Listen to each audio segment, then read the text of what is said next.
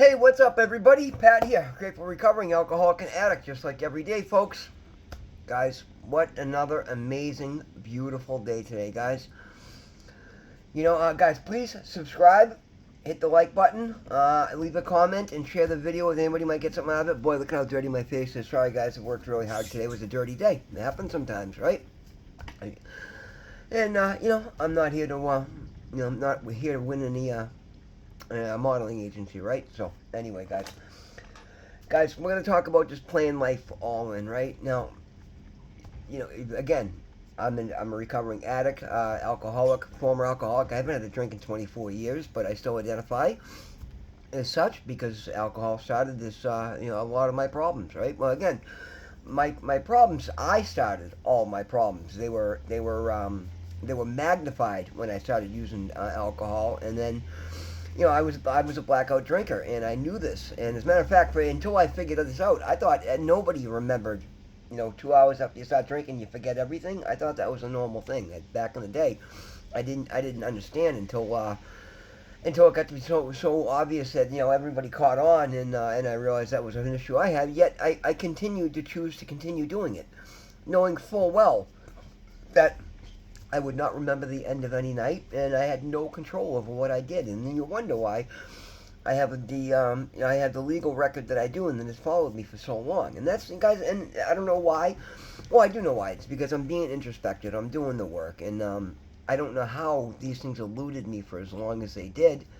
But you know what? They did, and it is what it is. And you don't hear me sitting here crying and complaining about it because you know what? I created all the situation. Yeah, that's a little bit better. That's a little. Let's see if we can get that. There we go. That's better. I created all the situations. I created all the roadblocks that I've had to now climb over and find ways around, find ways over, or blow them right the fuck out of my way. But, and again, I think part of it is this comeback, this new life. Literally, I consider myself a new person, and the person that I am today is taking all of the lessons and all the hardships and everything that I learned and finding ways to show other people that you can use these things, you can overcome these things, and there's literally nothing that you can't do if you set your mind to it and if you do it in God. And that's a big thing, guys. And again, whatever your higher power is, I choose to call mine God. Please don't let me using the word God throw you off. You've got to have a higher power. I mean, and whether you're in addiction or alcoholism or just in life, guys, you've got to understand that there's more to this world than just yourself, right? I am not the almighty Oz. I'm so glad I finally figured that out. Because now, instead of trying to feel like I had to control or do everything by myself and figure everything out for myself, I'm now working with my hand in God, my hand in my hand in the heavens, my hand with spirit, universe, whatever, insert whatever you feel comfortable with there. I choose to call mine God because it makes it easy for me to give reverence, and that's so important, guys.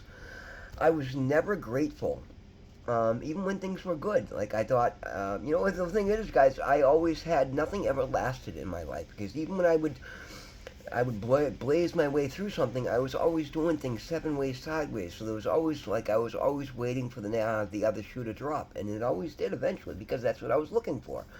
So there's literally this. I like to share all these different lessons. I'm trying to find a way to tie them all together, but just stick around and apply them in your life any way you can.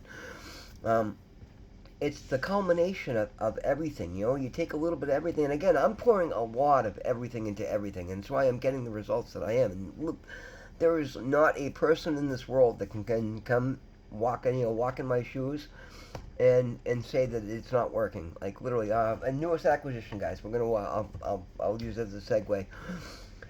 I'm investing in myself. I started my own business. I paid to open it up. And here's the thing, guys. I share a lot of my story, and you guys might kind of notice I wear a lot of hats. There's a lot of different things I do because I've had to work my balls off for my entire life. I mean, I've been on my own since I was basically 10 years old. My father died when I was 12, but he was he had checked out a couple of years prior to that.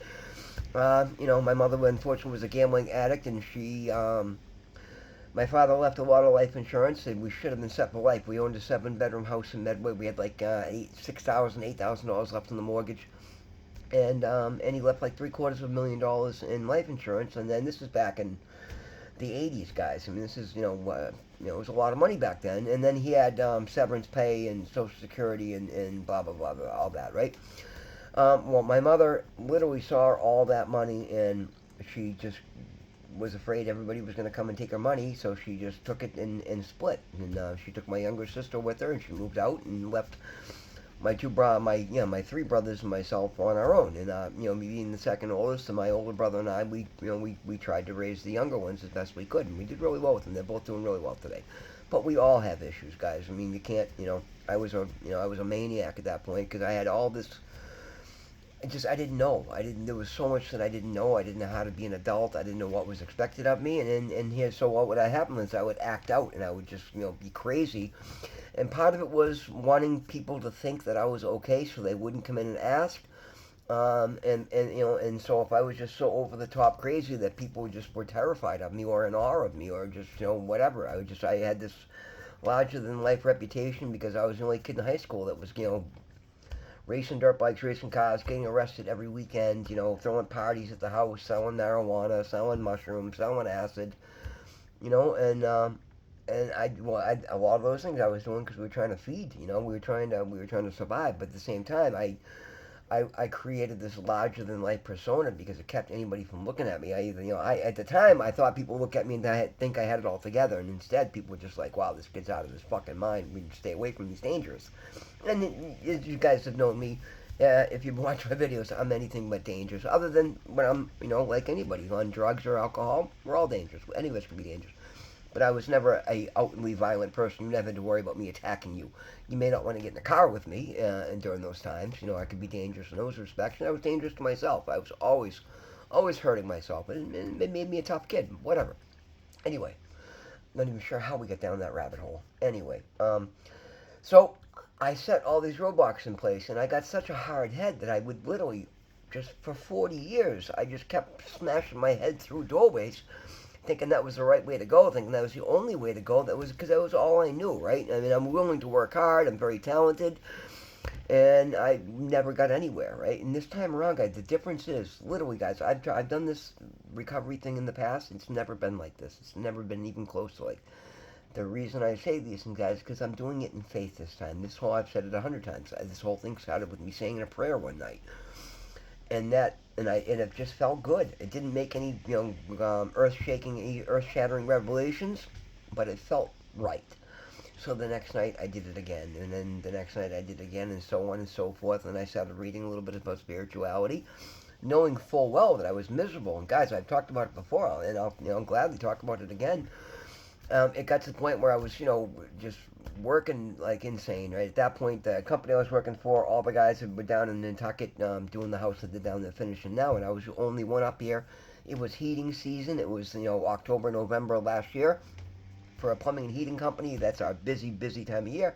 And I was up here doing the work of 5 people by myself, just killing myself, trying to get shit done. And just ingesting larger and larger amounts of drugs to get through the day, and then coming home and trying to unwind by smoking crack, because that's a great idea, right? And literally, guys, I'd wake up in the morning. I would not even wake up. I'm sorry, I'd stay up all night.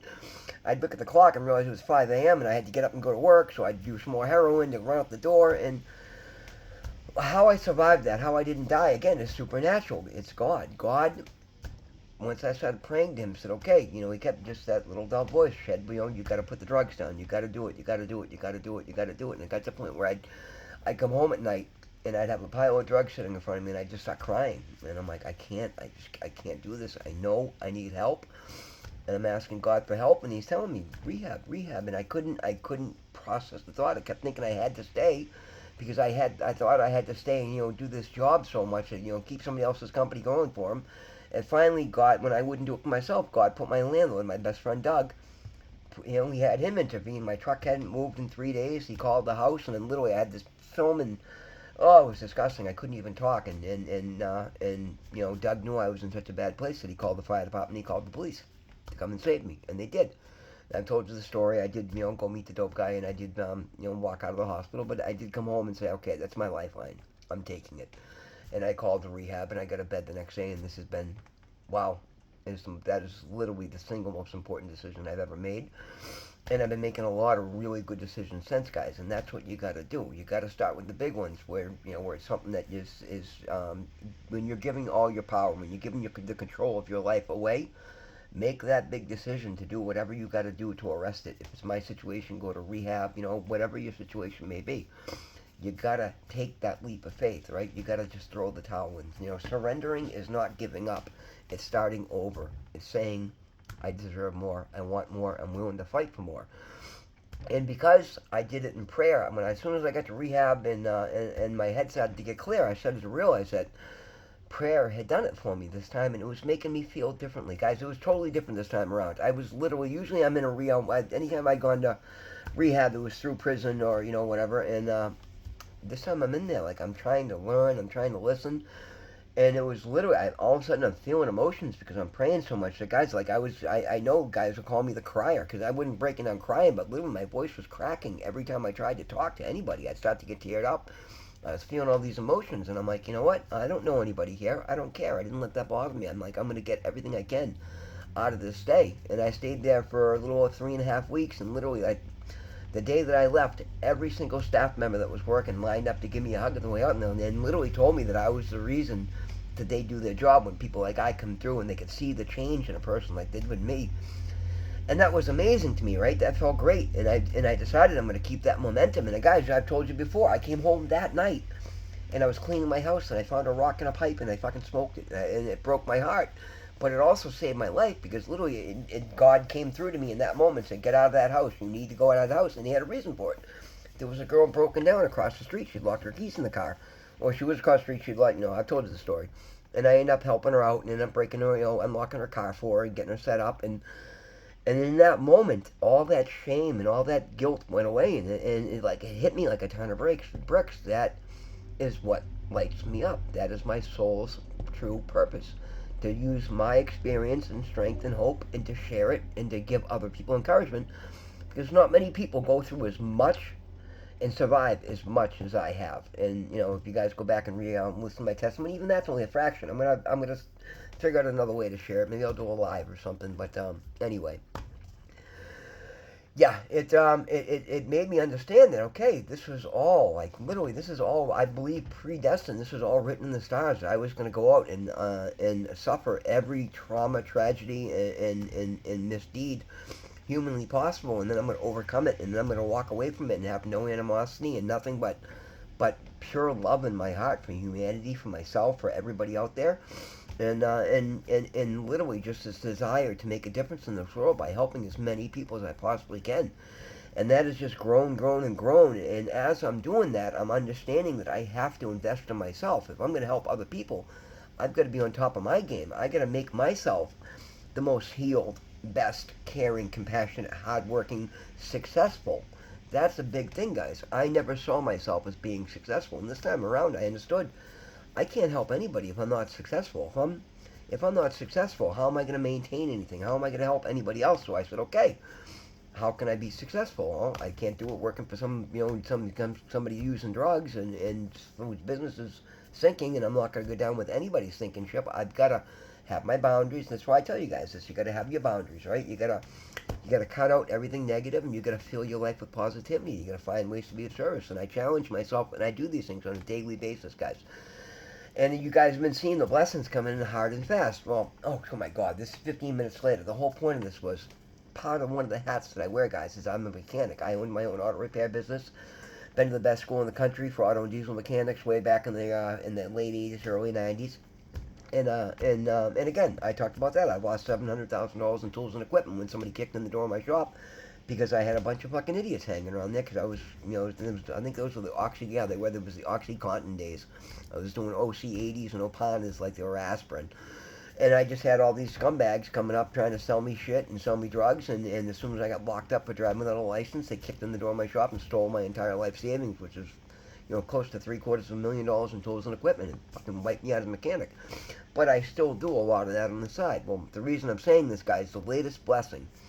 Every day something amazing happens in my life. Well, we have a couple of garage spaces rented, and one of them we had rented for the Caterpillar loader that we bought a couple of years ago, and we realized it was way overkill for the plowing that we do. And we don't do any earth moving, we're using it for plowing, and so we sold it. Now we've got this beautiful garage with a 12-foot bay door and a bathroom in it, and we've got just some storage in there, and I was talking to Doug, the owner of the company I do work for, one of the companies I do work for, and again, even he pulled me aside. He's like, "Listen, I love what you're doing for me, and I love what you're doing everywhere else. You gotta start charging me more. The stuff I do that where I work off our rent will keep the hourly rate that we had agreed upon, but I've taken on all his plumbing and heating and other service calls, and again, those are now.